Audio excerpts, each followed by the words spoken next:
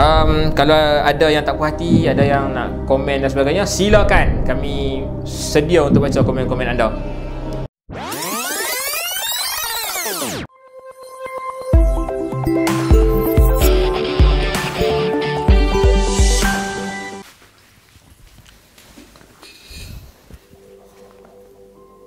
Bismillahirrahmanirrahim. Assalamualaikum warahmatullahi wabarakatuh, dan salam sejahtera diucapkan kepada semua yang mengikuti Book Surgeon sampai ke hari ini. Alhamdulillah kami mengucapkan ribuan dan jutaan terima kasih kepada semua yang mengikuti, dan kepada penulis-penulis ataupun syarikat buku dan sebagainya yang harap dekat Book Surgeon untuk buat review, dan we are getting prepared untuk dikritik balik.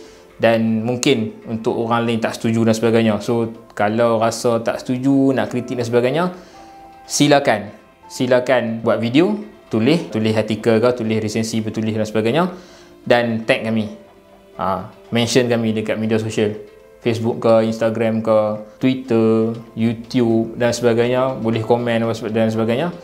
Kalau kritikan tu munasabah, kami akan cuba respon, insya-Allah. Untuk video kali ni, ini pertama kali aku buat video dan aku review novel.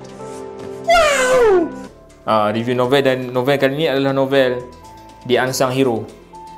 The Unsung Hero, tulisan Melur Jelita. Allah yarhamah, dia dah meninggal. Dia merupakan novelis terbaik Anugerah Buku Negara 2016. Aku dapat ni free copy, dan ada lagi satu pun buku tu free copy juga.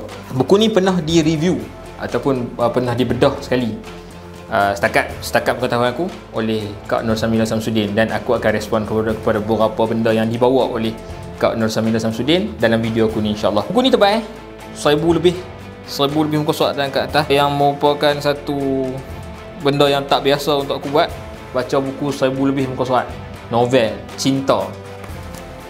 Aku perlukan lebih kurang sebulan lebih untuk aku baca buku ni. Kak Nur Samila sat dah dibaca, siap. Aku punya dah lama nak baca, nak mengadap buku tebal macam ni. Aku rasa macam tak apa, kita lupakan benda tu. Kita teruskan review. A few moments later. Okey, jujur cakap, novel ni novel cinta. Dia bawa unsur cinta tu yang sangat-sangat ketara. Dia bawa juga unsur kekeluargaan. Dia bawa juga unsur cinta pada negara. Yes. Sebab dia cerita pasal squad VET 69, if I'm not mistaken, dalam squad polis elit 69 tu lah. Jujurnya, buku ni adalah buku pertama yang aku baca. Novel ni adalah novel pertama yang aku baca. Yang novel ni macam dia memberi informasi yang baru kepada aku tentang PDRM, dan aku buka mata bila aku baca buku ni. Wait a minute. Of course aku buka mata bila aku baca buku. Maksud aku terbuka mata bila aku baca buku ni tentang PDRM, dan aku makin respect kepada geng-geng polis. Ya, terima kasih kepada geng PDRM dan polis yang menjaga keamanan dan keselamatan negara, dan semua squad yang menjaga keselamatan dan keamanan negara. Terima kasih banyak-banyak. Jazakallah khair. Baik, aku akan katakan buku ni dia ada banyak teguran sosial. Mungkin aku salah dalam berkatakan sedemikian, tapi aku akan katakan dia ada banyak teguran kepada masyarakat. Contohnya dalam isu kissing cousin. So sorry I need to say all this thing. Aku kata benda tu sumber mahram lah. Sebab dalam watak Irfan dengan Mariam ni, depa ni sepupu, cousin. Tapi Irfan ni punyalah duk try hard macam nak mengorat gila-gila dekat Mariam ni. Sampai aku rasa menyampah. Aku rasa macam jijik gila bila aku baca. Bila aku tengok cara dia try hard tu, aku tak suka. Serius aku tak suka. Aku rasa yang tu adalah satu kritikan sosial yang cuba diletakkan oleh Allah yarhamah Melur Jelita. Mungkin dia satu kritikan yang dia cuba nak sampaikan kepada masyarakat. Sebab benda sumam haram, oh cousin tak apa, pegang tak ada masalah. Oh cousin keluar ada orang tak apa, lelaki perempuan. No, cousin adalah ajnabi, sepupu. Ni Syekh, bukan semua hamnya cousin sorry sikit. Dia cousin ni sepupu, boleh kahwin, ajnabi. Ya, bukan mahram. Dia ajnabi, boleh kahwin. So janganlah biar sepupu-sepupu duduk dalam rumah buka aurat apa benda, dua orang lelaki perempuan. Tak boleh. Benda tu yang aku rasa macam aku dalam dilema. Aku rasa macam penulis ni mengiyakan ke ataupun dia teguran sosial ke? Tapi aku rasa itu lebih kepada teguran sosial. Itu yang pertama tentang sumam haram.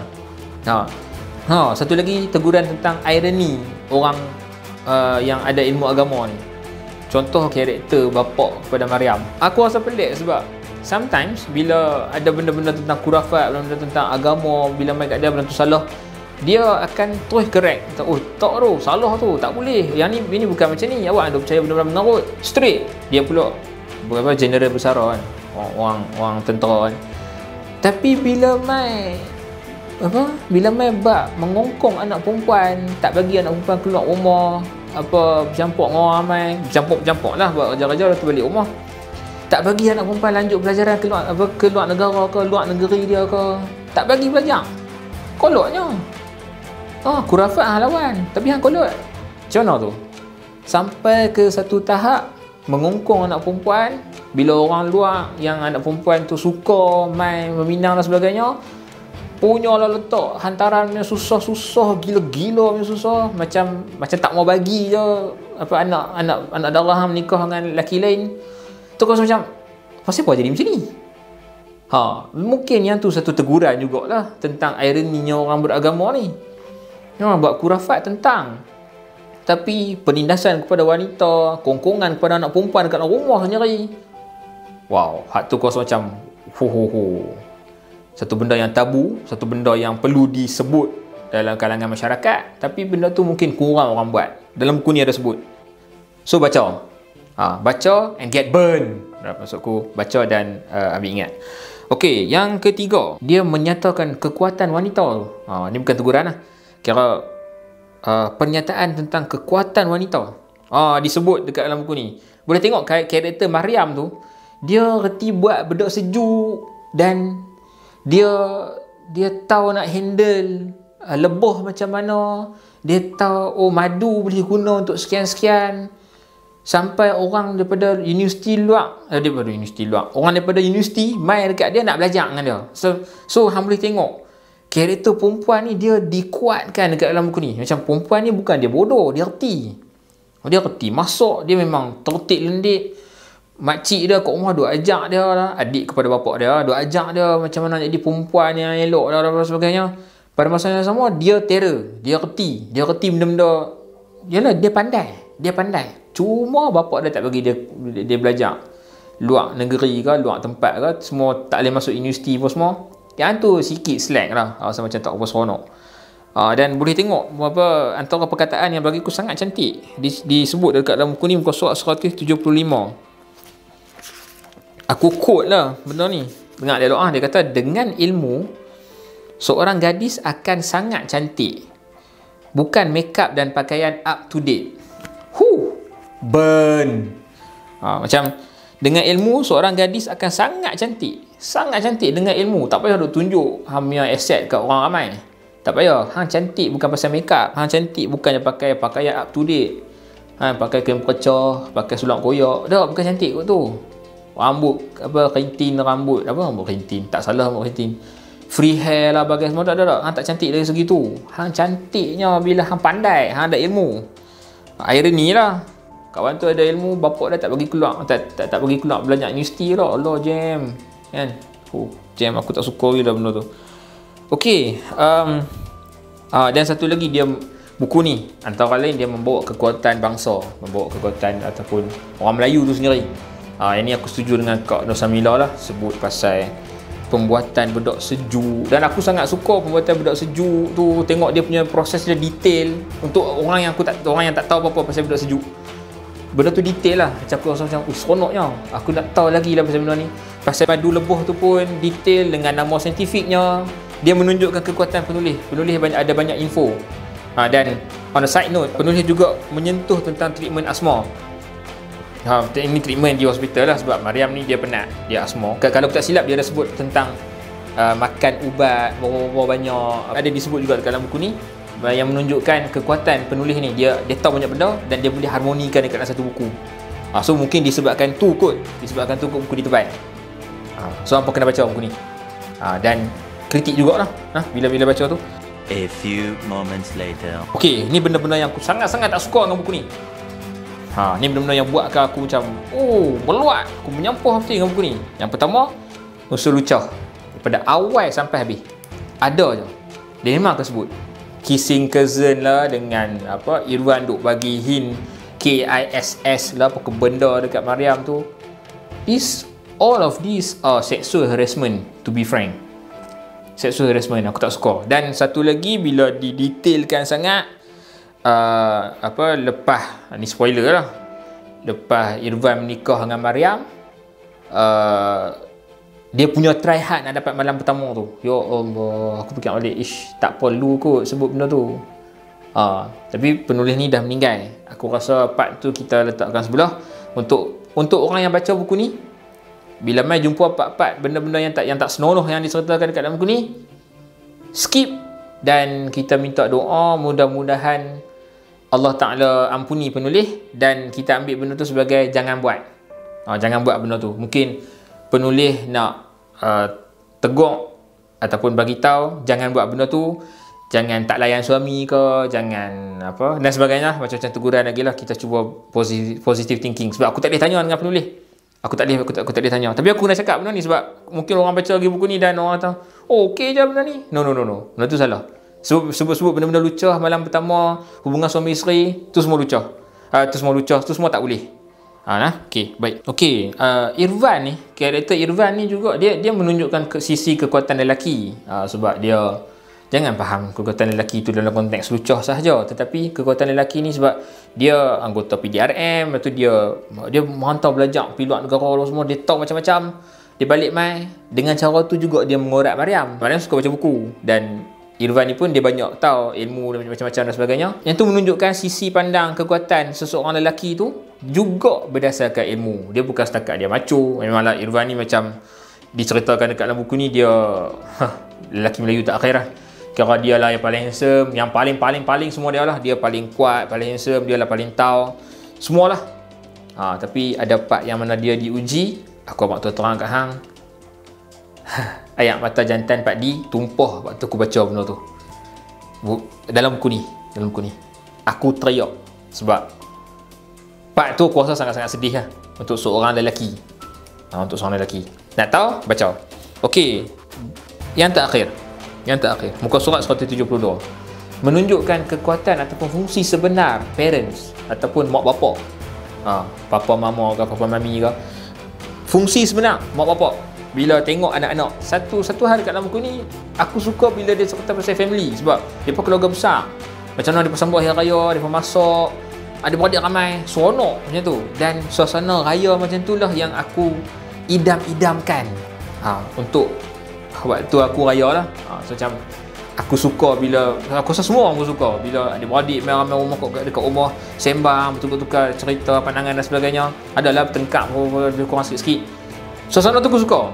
Dekat dalam buku ni ada suasana macam tu. Okey, dan yang aku nak sebut yang lebih penting daripada tu adalah fungsi mak bapak. Bila mak bapak berfungsi, dia tengok anak ada macam codong, anak ada rasa macam dia ni lebih kurang, dia ni duk try dia punya cousin mak bapak alert, perasan benda ni. Dan benda ni ditunjukkan pada muka surat 172. Apa boleh baca dekat dalam buku ni? Bila bapak kepada Irwan tanya, dia kata apa yang boh nak cakap ni, harap Wan dengar dengan tenang. Fahami betul-betul niat boh dan cik. Tolong jawab dengan jujur. Boh dengan cik tu mak dengan bapak Irwan. Dia kata tolong jawab dengan jujur. Kami nak kebaikan untuk semua dan kasih sayang di antara kita berkekalan. Wan jangan malu. Kita bincang dan cari jalan penyelesaiannya. Soalan dia kata, Wan ada hati kat adik cik ke? Adik cik ni merujuk kepada Mariam. So macam this is how parents should be. Bila parents sedap benda tu semua mahram ada dekat dalam rumah dan tengok macam dia ni duk try sangat-sangat. Irwan dah besar tau. Jarak umur Irwan dengan Mariam sangat jauh. Irwan dia mungkin nak masuk 30 dah apa semuanya. Mariam baru lepas SPM. So macam bila Irwan duk try hard macam tu, tahu dah raging hormon dekat dalam orang yang umur 20-an 30.